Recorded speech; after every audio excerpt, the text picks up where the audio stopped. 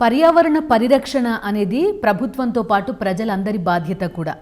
అయితే ప్రభుత్వం ప్రజల్ని ఎలా ముందుకు నడిపిస్తోంది, పర్యావరణ పరిరక్షణకి తెలంగాణ ప్రభుత్వం ఎలాంటి ఇనిషియేటివ్స్ తీసుకుంది, మనతో మాట్లాడడానికి ప్రస్తుతం అరవింద్ కుమార్ గారు ఉన్నారు. Urban development and municipal administration principal secretary ఆయనతో మాట్లాడదాం. నమస్కారం అరవింద్ కుమార్ గారు. సో కాలుష్యం అనేది పర్టిక్యులర్గా హైదరాబాద్లో ప్రధానమైన కారణాలు ఏం కనబడుతున్నాయి? కాలుష్యం అంటే ఇది చాలా పెద్ద సబ్జెక్ట్ చెప్పాలంటే. సో అందులో ఎయిర్ పొల్యూషన్ ఒకటి, water pollution, third noise pollution. అంటే మొత్తం దేశంలో చూడాలంటే హైదరాబాద్ ఈరోజు ఫాస్టెస్ట్ గ్రోయింగ్ సిటీ కింద ఉంది. రియల్ ఎస్టేట్ డెవలప్మెంట్ కంట్రీలో మొన్నటి వరకు బెంగళూరు ఉండేది, ఈ సంవత్సరాల నుంచి హైదరాబాద్ నెంబర్ 1లో ఉంది real estate గ్రోత్లో.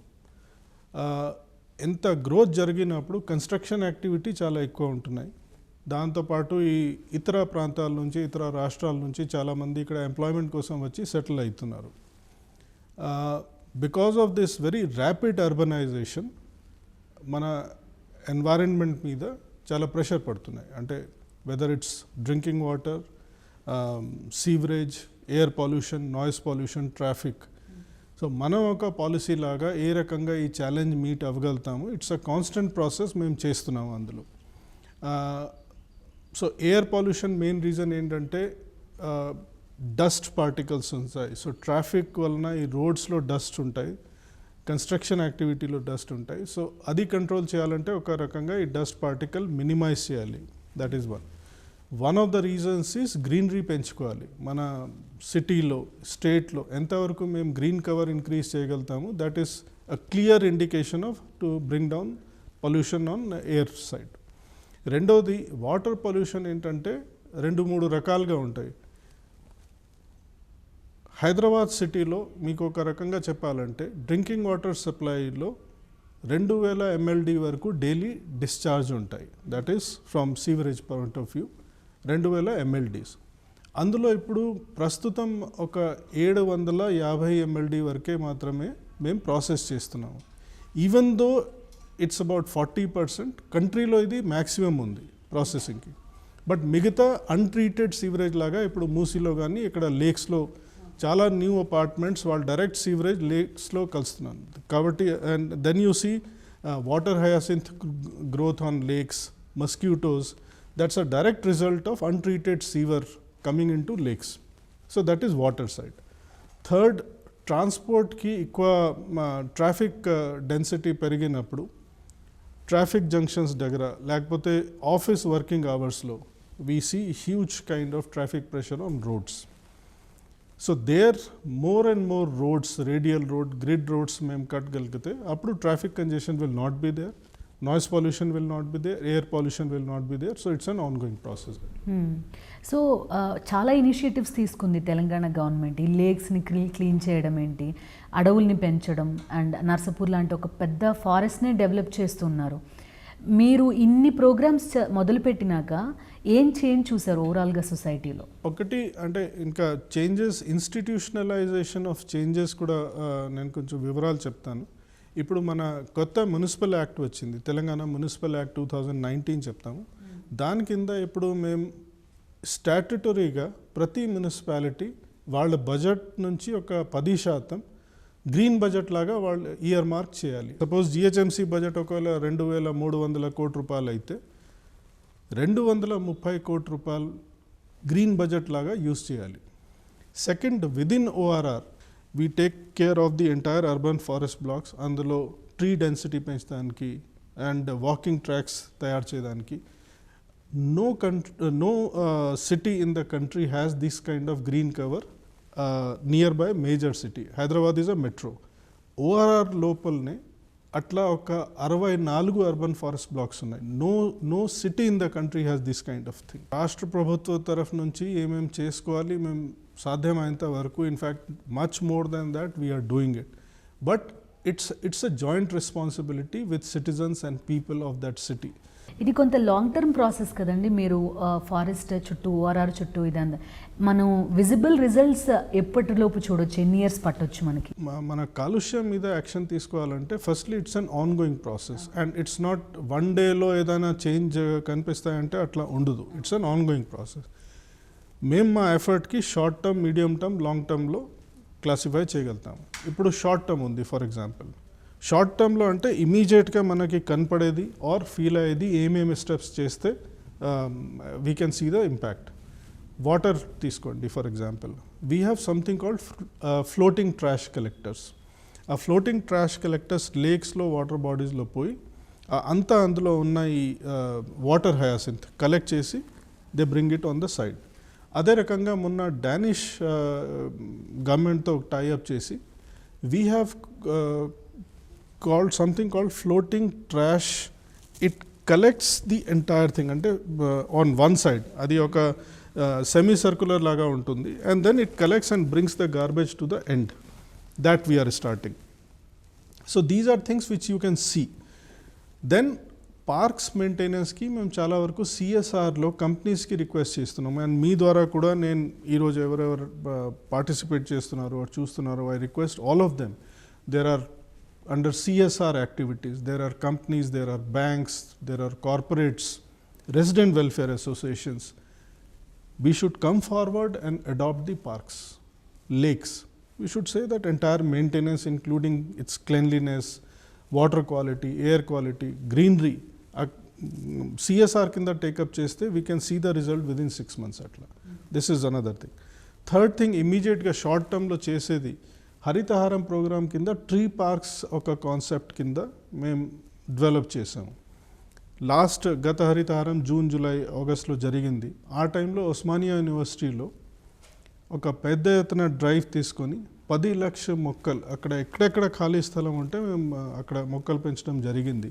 Today if you go to Osmania university you will see a temperature difference of 2 degrees ఇప్పటికే. అంటే it's not even 6 months, 8 months, but survival is more than 90%. And firstly it gives you a very good feeling of greenery all around. అట్లా చూసి చాలా చోట ఇప్పుడు parks, open spaces in the colonies, so people are coming forward to adopt that and I'm hoping it picks up as a movement లాగా pick up అయితే we will see the result on this. Okay. And పర్టికులర్గా గణేష్ ఉత్సవాల టైంలో విపరీతమైన plaster of Paris ఇదంతా వాడి మనం నిమజ్జనం చేయడం అవన్నీ చూస్తాం. గ్రీన్ గణేష్ ఛాలెంజ్ అని కూడా ఒకటి తీసుకున్నారు. ఇప్పుడు మంచి అవగాహన వస్తుంది మట్టి విగ్రహాలు పెట్టడం ఇదంతా. సో గవర్నమెంట్ రోల్ ఏంటి అందులో? గవర్నమెంట్ జనాలకి ఎలాంటి అవేర్నెస్ కల్పించింది? గణేష్ ఉత్సవాలు, గణేష్ నిమజ్జన ఒక రిలీజియస్ సెంటిమెంట్స్ ఉంది. So it has to be continued. Now, how can we make it eco-friendly is a question.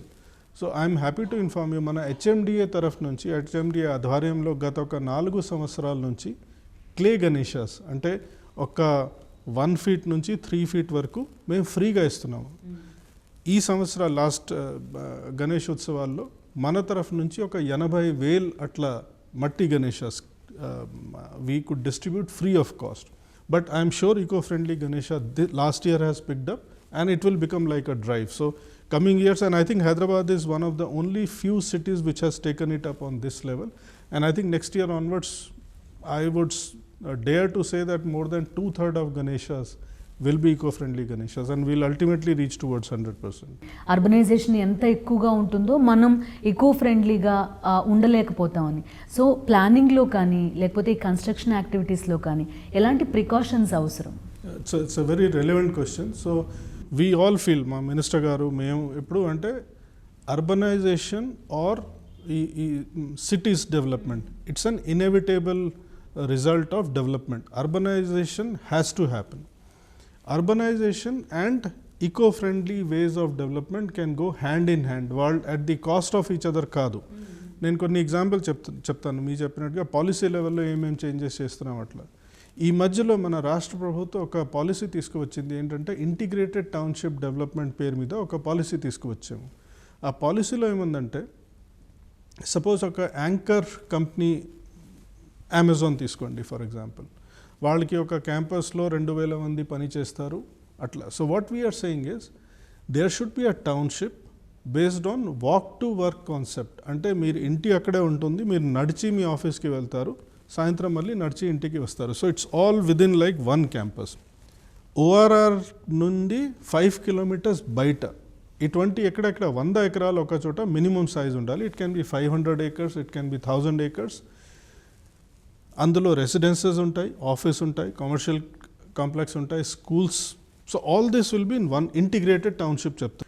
ఈ పాలసీ ఒక 3 నెలల క్రితం మేము మొదలు చేసాము. ఇప్పటికే చాలా మంచి లైవ్ క్వారీస్ వస్తున్నాయి ఈ పాలసీలో ఎట్లా అమలు చేయాలి. There are interested builders who are pursuing it. అందరు ఆఫీస్ టైంలో హైదరాబాద్ సిటీ సెంటర్కి రాకుండా వాళ్ళు ఉన్న చోటనే అక్కడ వర్క్ చేస్తారు, అక్కడే ఉంటారు. They need not come on to the roads also. Morning evening టైంలో అక్కడే ఆఫీస్ ఉంటుంది కాబట్టి. So that is one policy. Second, construction activity మీరు చెప్పారు ఎట్లా. ఇప్పుడు కన్స్ట్రక్షన్ యాక్టివిటీస్కి, హార్టికల్చర్ పర్పస్కి, ఇటువంటి activities which is for non potable purpose, we are going to come out with GO where we are saying this treated water should be used for construction activity. దానివలన మేము potable water or drinking water we can save that much. That is one.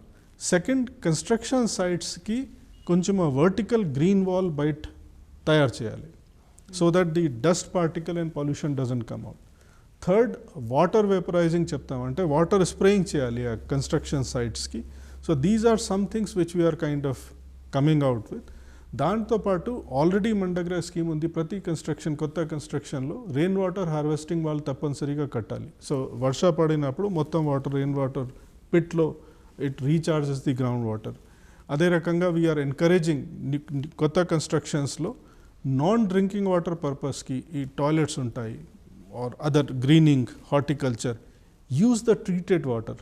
ప్రతి ఇటువంటి అపార్ట్మెంట్స్లో, పెద్ద పెద్ద gated కమ్యూనిటీస్లో STB setup చేస్తున్నాం. ఆ STB ద్వారానే treated water మీరు నాన్ డ్రింకింగ్ వాటర్ పర్పస్ కోసం వాడుకోండి. అది ఒక డ్రైవ్ లాగా టేకప్ చేస్తున్నాం. దానివల్ల కూడా చాలా వరకు సేవింగ్ అవుతుంది. So I'm saying that urbanization and green development and minimization of like pollution kind of impact can happen together.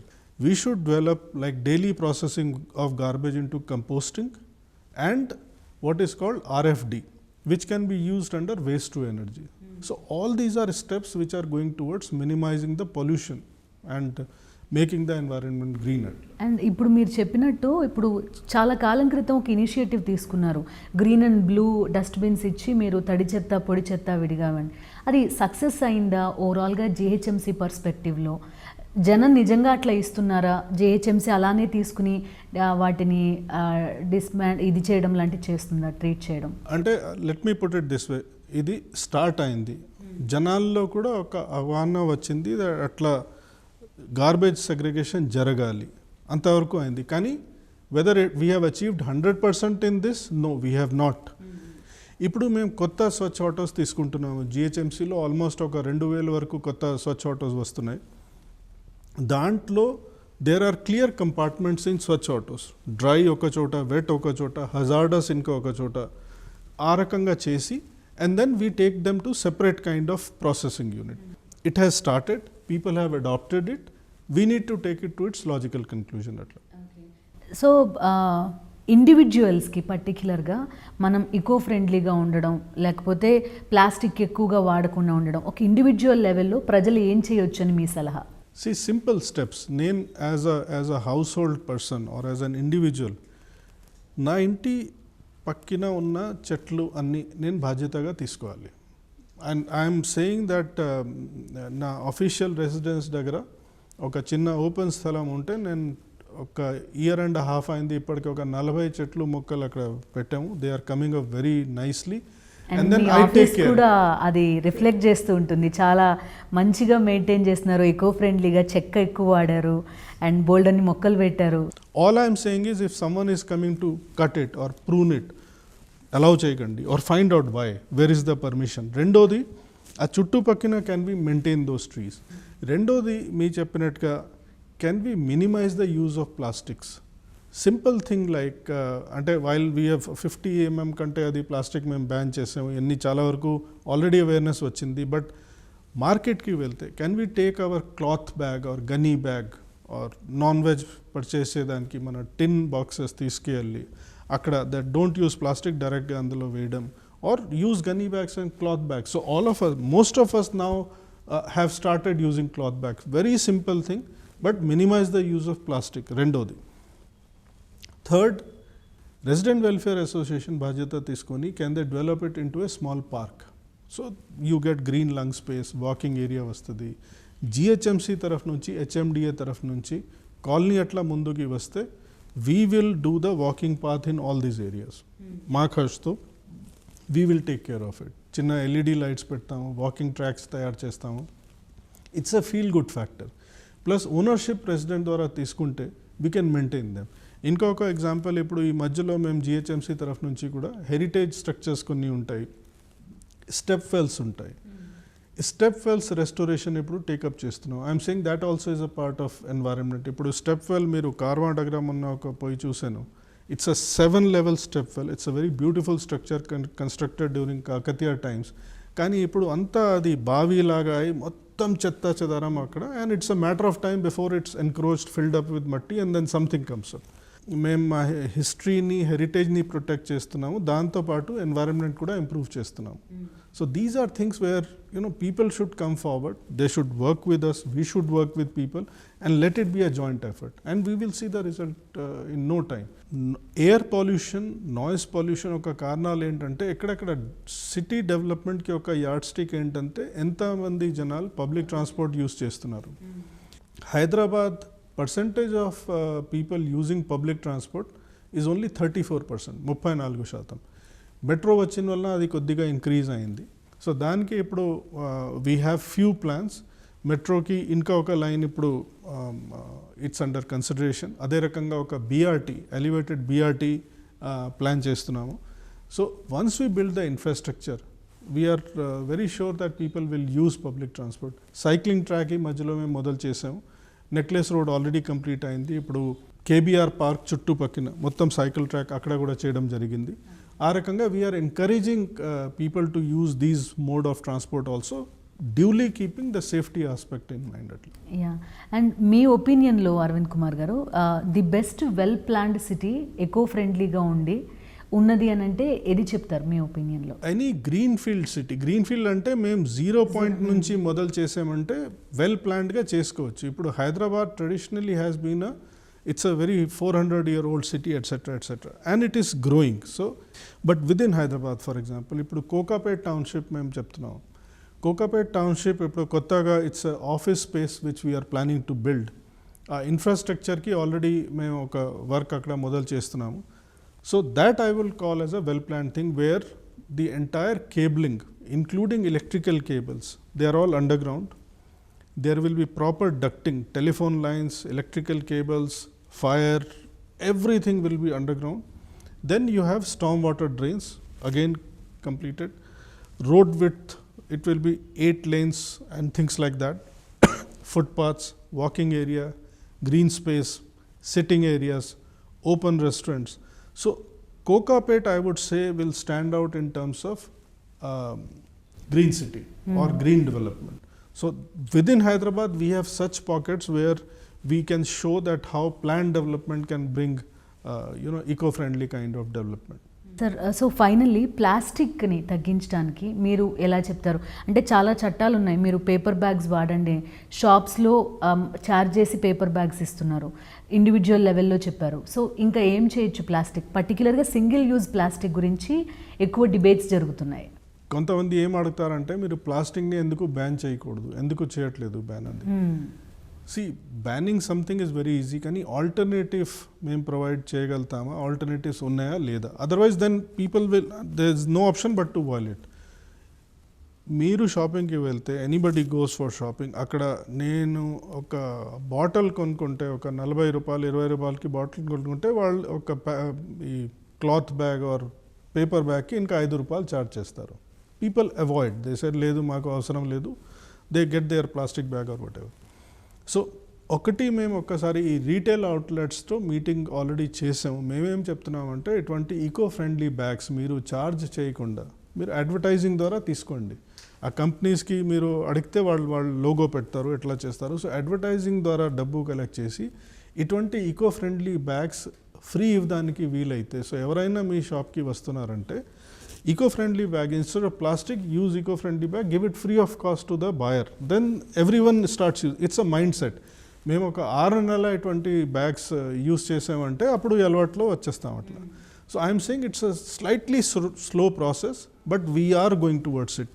మీరు ఈరోజు చిన్నపిల్లల్ని అడిగితే or college going or youth, most of them are aware of this kind of thing. They are trying to avoid plastics. At my home, my daughter is there and she doesn't want to use plastic. So things like that. So I am saying younger generation, వాళ్ళు చాలా అవేర్గా ఉంటారు.